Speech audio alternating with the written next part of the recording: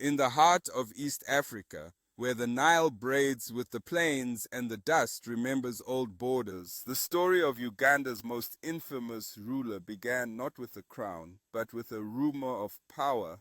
His name was Idi Amin Dada, a man who rose from the margins of a colonial world to the center of a nation's fevered dream of strength. Uganda woke in the late 1960s to a mixture of pride and unease.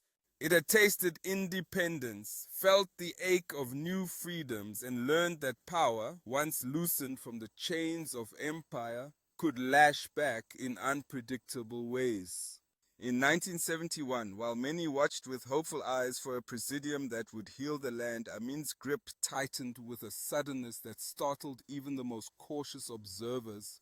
He declared a coup and toppled President Milton Obote, leaving a country to wrestle with the unfamiliar weight of a leader who spoke in bold, theatrical phrases and wore a smile that seemed to know more than it revealed.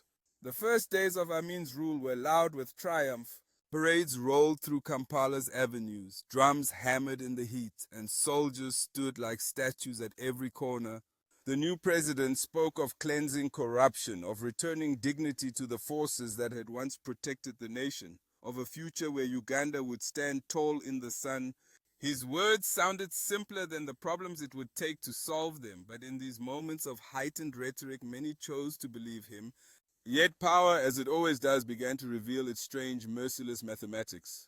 Amin announced that Asians in Uganda, long a crucial thread in the country's economy, would leave the country. It was presented as a drastic corrective, a resetting of the social balance, but it came with the tremor of sudden dispossession. Homes emptied, businesses shuttered, livelihoods turned to ash overnight. The exodus was not merely economic, it was a social rift, a wound that widened with every photograph of a storefront with glass leaking light onto empty streets.